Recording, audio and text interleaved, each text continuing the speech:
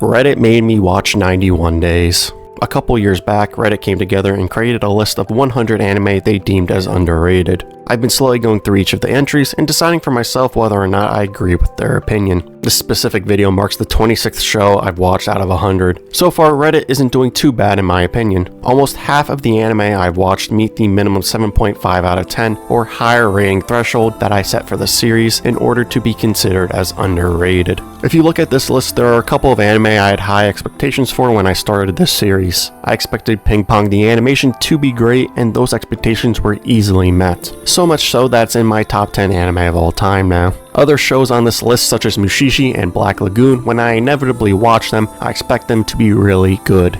Prohibition, the Mafia, a story of seeking revenge. These are all things that I typically enjoy, so naturally 91 Days was an anime with similar high expectations to those that I just went over. While unfortunately this is probably going to be an unpopular video because 91 Days, something that I expected great things from, is a massive letdown. Just like with any video, let's first summarize the story, then get into the reason why it disappointed me.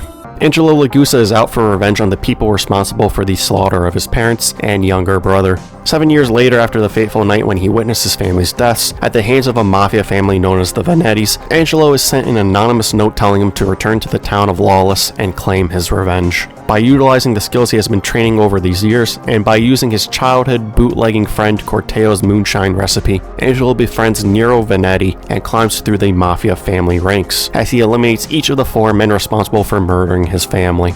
The anime 91 Days is a story of revenge set during the Prohibition era, following Angelo's blood-stained path, eliminating each person responsible for his grieving and suffering of the past 7 years. It contains everything you would expect to see in a mafia story, such as violence, betrayals, and illegal underground operations.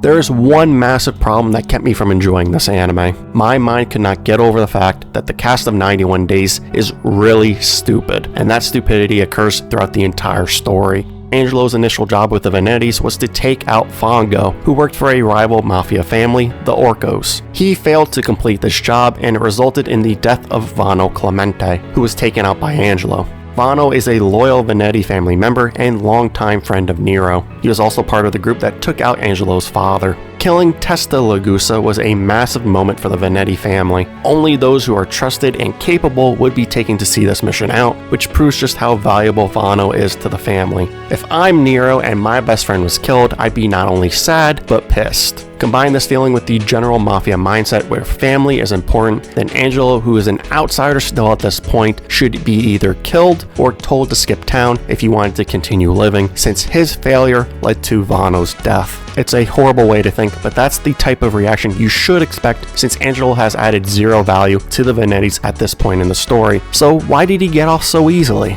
He shouldn't be able to somehow weasel his way up the family chain so quickly and easily because of this monumental mistake for his first impression. That's not the only moment of stupidity that I hated within 91 Days. The other major one happens with Don Orco. This is where Nero and Angelo set up a trap at the Venetti bootlegging facility, and Don Orco just easily walks into it without thinking twice. First of all, I don't get how the head of the family isn't walking around with more security detail, especially in enemy territory, since at this point the Venettis and Orcos are warring against one another. I also don't understand why he didn't bring enough men to clear this location out in the first place, but whatever.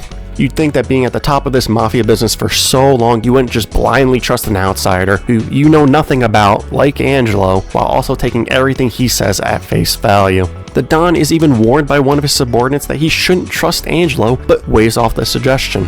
This legitimately made me angry and made me want to stop watching altogether. There's no way this guy has been a successful mob boss for so long without thinking even slightly about the possibility of being tricked in this situation. This final complaint is more of a nitpick, but with its own valid criticisms. That Nero doesn't even slightly consider Angelo as a traitor, even towards the end, especially when Barbaro, who is known for being calm and rational, suggests that possibility. The Venettis deal with unrest and turbulent times throughout the series. Exactly who within the family can be trusted, since even Nero's own brother, Frate, tried disposing of him. So it doesn't make sense that he completely trusted Angelo throughout the story. To be fair, Nero showcases that he was never cut out for the mafia business, since he's awful at doing anything, and all that he is good at is being spoiled because of his status. I think Nero just wanted to have somebody to trust and place his faith in, especially since the Venetti Empire is slowly crumbling around him all this time, and he ended up making a poor decision. That's why I said this is more of a nitpick, since I'm fine with the reasoning behind Nero's stupidity. Angelo was extremely lucky throughout the show, which is understandable since he obviously will need it to accomplish his goal.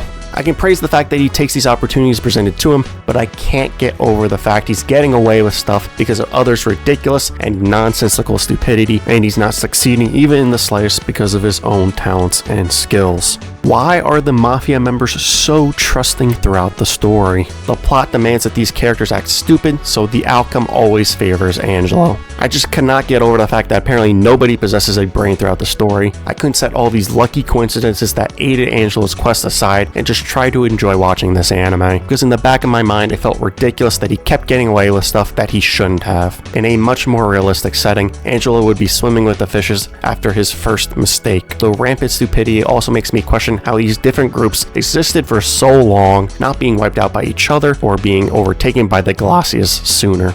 The story is basic, which is fine, but this means that it needs great execution to make this show even remotely good. I don't think it does most things well. It feels like every other revenge story I've read, played, and watched before. This show is also extremely predictable, but I will say that Corteo being the one who killed Fongo thoroughly surprised me, especially since it really felt like it was going to be the other way around. The pacing is subpar, especially towards the middle where it starts to drag. I don't think 91 Days does a good job with other key plot points like Frate's meltdown, the destruction of the Orcos, or even the Glacias' takeover, nor does it transition between these big moments well. 91 Days' short length ruins the suspense that is built up for these key moments since the problems are immediately resolved. There's just too much narrative to fit into 12 episodes, and it wasted too much time on setting up the Mafia aesthetic. Miscellaneous side characters get far too much screen time, taking away precious moments that could have been spent between the two protagonists, Nero and Angelo. Let's switch it up from the negativity. What do I think are some of the positives of 91 Days? This story about revenge captured the Prohibition era well through things like its setting and art style. I even enjoyed how this anime portrayed the theme of revenge. It shaped Angelo's entire life, which was centered around hatred and grief, and even after achieving his goals through immense amounts of violence, he still felt empty inside. Just watch how he acted throughout the show, his little mannerisms, and it'll help you to appreciate this show more.